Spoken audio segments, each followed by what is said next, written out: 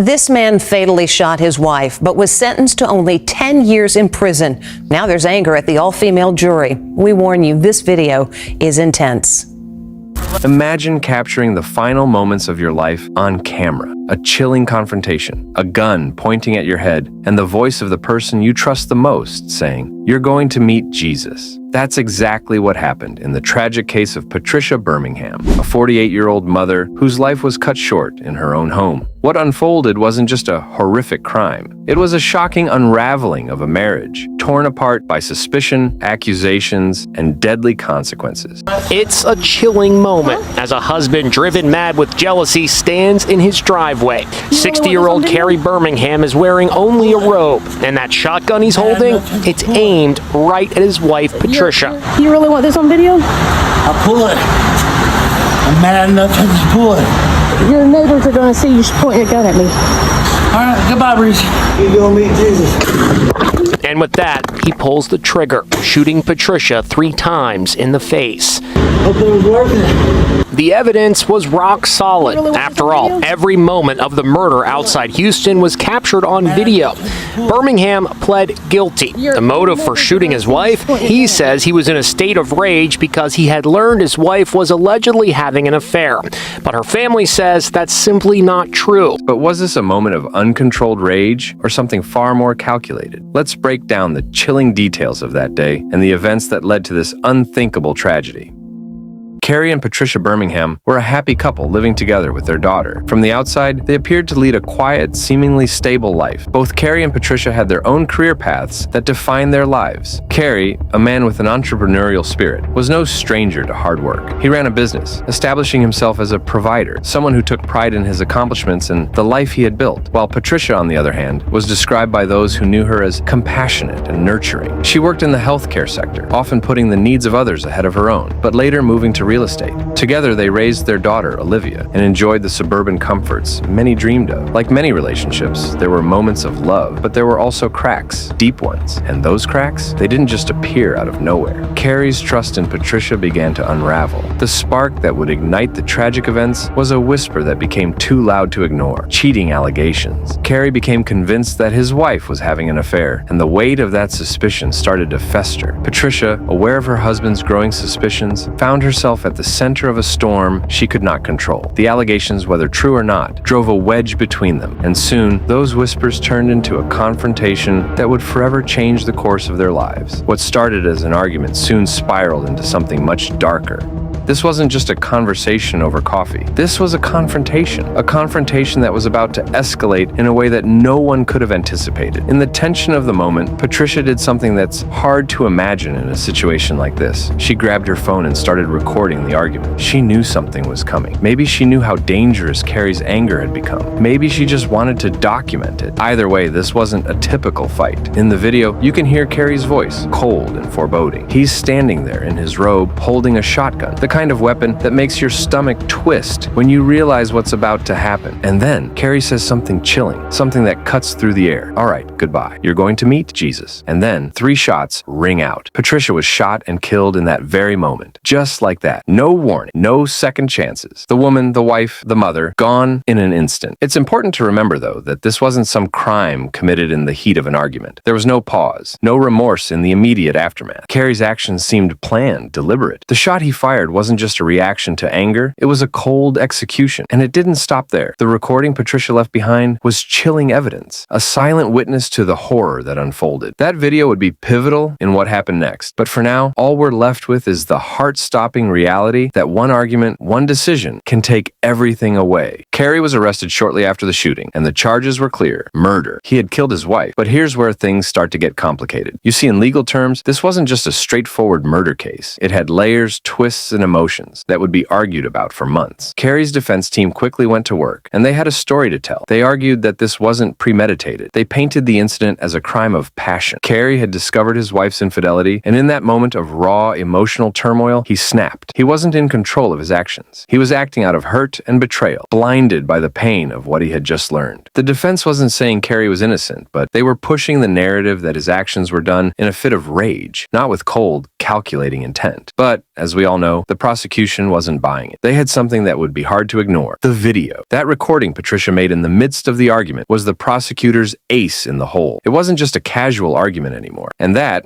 according to the prosecution, was a clear sign that this wasn't a spur-of-the-moment decision. He didn't just snap, he made a choice. The prosecution was all in on the idea that Carey was in full control of his actions. It wasn't an act of passion, it was an act of execution. Carey had a shotgun, he fired it 3 times, and there was no immediate remorse. He didn't call for help. There wasn't any panic. He knew exactly what he was doing. So, here's the crucial question. Who's right? Was Carey in the grip of intense emotion, unable to control himself? Or was this a man who was making a conscious decision, driven by anger and playing out a deadly fantasy? In the courtroom, these two narratives clashed: emotion versus control. And it wasn't just about Carey's actions. It was about the broader story of domestic violence and how the legal system sees those acts. Can you ever justify taking a life, no matter the emotions behind it? This was no longer just about a tragic shooting. It was about how society deals with the complexities of violence in intimate relationships. It was about understanding the full weight of a crime of passion and whether that crime could be minimized simply because of the emotions involved. And then, after weeks of testimony, evidence, and heated arguments, the moment of truth came. The jury was ready to deliver its verdict. What would they decide? Would they side with the defense, or would they see things from the prosecution's point of view? This is where the story took another turn, because what came next wasn't what many expected. The courtroom was tense as the verdict was announced. Carey Birmingham's fate now rested in the hands of an all-female jury who had been tasked with making a decision on one of the most difficult cases, a crime of passion laced with betrayal and heartbreak. Would they view Carey as a man overwhelmed by emotions, or as a cold-blooded killer? The jury deliberated, weighed the evidence, and after a lengthy process, delivered their verdict. Carey Birmingham was guilty of murder, but the punishment? That was where things got complicated. The prosecution had sought a sentence of 20 years. What they felt was just for the crime. After all, a life had been taken, and while there had been emotional turmoil at the heart of the situation, nothing could change the fact that Patricia was dead. But the jury, after considering the details of the case, came back with a sentence of only 10 years, with the possibility of parole after 5. It was a decision that left many in the courtroom stunned. So the way it works in Texas, Jesse, is that it is a 2-tiered jury trial system. The first tier is going to be guilt innocence, and the second tier is going to be the punishment phase of trial. The unique thing about Texas is that a jury can decide both phases of a trial. They can determine both guilt, innocence, and then punishment. So here, as if you see in the video, it's obviously very overwhelming evidence. And so our strategy was to plead guilty directly to the jury and then have the jury assess punishment in this case. And one of the defenses, or the way that the law works in Texas, is that it allows for a reduction in punishment if the jury finds that the crime was committed out of sudden passion due to adequate cause. And so we felt that based on the circumstances and facts in this case that surrounded Carey Birmingham's actions that day, that was the best way to argue on behalf of our client. Patricia's family, especially her sister Mary Dees, was visibly shaken by the verdict. Mary spoke out after the trial, expressing her disbelief. She believed that the jury had been too lenient and that they had allowed the emotional context of the crime to overshadow the severity of what had happened. To Mary, the idea of reducing the sentence to just 10 years seemed like a slap in the face. Reese, my sister, I call her Trish, was one of a kind.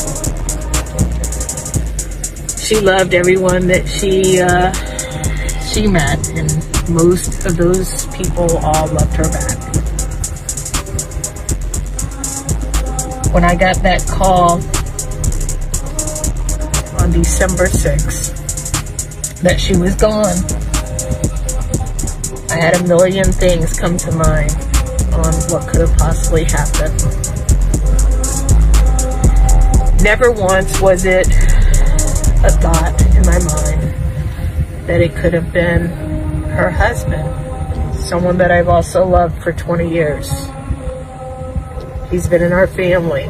I trusted him. My daughter was just there a month before. This is someone that I never thought would hurt my sister, would hurt their lovely and amazing daughter. And then there was Olivia, the couple's daughter. Olivia had already lost her mother to the shooting, and now, in a cruel twist of fate, she was forced to face the reality that her father would soon be behind bars. But Olivia's testimony went beyond the personal pain of losing both parents. Tonight, a daughter is finding the strength to tell her mother's story days after that young woman's father was sentenced for murdering her. I lost both my parents that day. My dad died that day too, because the person who did that to my mom and my father aren't the same person. But Carey's defense attorney, Anthony Osso, says they pled guilty directly to the all-female jury. He says their strategy was to accept responsibility, but convince jurors Carey shot Patricia in the heat of the moment. We never tried to justify the actions of our client, but the defense wasn't about justification. It was about why he did what he did. Tried to. Olivia finds her father's defense questionable at best. I don't know. That sudden passion. You have to have something. You have to have made that decision within you for a while. I feel like to do that to somebody you really, really love. Carey was given a 10-year sentence with the possibility of parole after 5. Olivia says in court she spoke to her father and gave us a summary of her victim impact statement. That no matter what was said in this trial, you know the type of woman she was, you know who she was, and you know what you did and how he took away my favorite person in this world. As you can imagine, the reactions to the verdict were mixed. Many saw the 10-year sentence as insufficient, especially given the nature of the crime and the finality of Patricia's death. It sparked a broader conversation about the legal system and how it handles cases involving emotional distress. Did the jury go easy on Carey because they understood the pain of infidelity and betrayal? Or did they fail to hold him fully accountable for his actions? Carey's defense team stood by their argument that he was a man overcome by emotion, but was a decade in prison truly enough of a consequence? And what about Patricia's family and Olivia? How could they begin to heal when they felt justice hadn't been served? When the news broke that Carey Birmingham had been sentenced to 10 years, with the possibility of parole after just 5, the public reaction was swift and intense. Across social media, news outlets, and within legal circles, the case ignited debates about the nature of justice, domestic violence, and the emotional complexities surrounding crimes of passion. For many, the most pressing question was whether the sentence was truly fitting for the crime. A life had been taken, and yet Carey was not being punished as severely as some might have expected. Critics argued that a decade in prison was far too lenient for someone who had killed another human being, regardless of the circumstances. The defense had painted a picture of a man in the throes of emotional turmoil, a man who snapped in the face of betrayal. But was that enough to justify taking a life? Legal analysts weighed in, with some suggesting that the jury's verdict reflected an understanding of the intense emotional distress Carey had been under when he shot his wife. Domestic violence and crimes of passion often involve a complex mix of anger, hurt, and a sense of betrayal. And some believe the jury's decision acknowledged these emotions. The crime of passion defense is not about excusing the act, but understanding that the perpetrator acted in a moment of overwhelming emotional pain. The idea was that the shooting wasn't premeditated. It was an impulsive act, fueled by deep emotional wounds. However, this line of thinking was controversial. Many pointed out that the murder had been recorded, and the video evidence showed a chilling premeditation. Carey's words before pulling the trigger. One aspect of the case that sparked significant debate was the role of Patricia's extramarital affair in the tragedy. Some members of the public sympathized with Carey, understanding how such an affair might devastate a man, particularly one who had been in a long-term marriage. Others, however, pointed out that an affair, while painful, did not justify murder. The idea that an affair could drive someone to kill raised uncomfortable questions about possessiveness, entitlement, and control in relationships. The Birmingham story is a painful example of what can happen when emotional abuse and marital strife fester in the shadows, without intervention, support, or understanding. For Patricia's family, the sentencing may have provided some closure in a legal sense, but the emotional wounds will never fully heal. Mary, Olivia, and the rest of Patricia's loved ones will carry the weight of her loss for the rest of their lives. Carey Birmingham's actions, though driven by intense emotional pain, served as a devastating consequence of what happens when those feelings go unchecked. He stands as a reminder of the dangers of suppressing anger, jealousy, and emotional turmoil without seeking help or finding healthy outlets. The 10-year sentence handed down by the jury, though widely criticized, also highlights the complexity of the justice system in dealing with crimes. It raises important questions about how the law should handle cases where emotional turmoil intersects with premeditated actions. Can a sentence truly reflect the pain felt by the victim and their family when it's unclear whether the crime was committed in the heat of the moment or as part of a deeper, ongoing cycle of abuse? As we close this chapter, let's remember Patricia Birmingham not just as a victim of violence, but as a woman who lived a life full of potential, dreams, and love, taken too soon by a man who couldn't control his emotions. Let her death serve as a painful but important lesson that we must all take to heart. Thank you for watching this episode of True Crime Uncovered. If you found this story impactful, please like this video, comment below with your thoughts, and subscribe to our channel. Until next time, stay safe.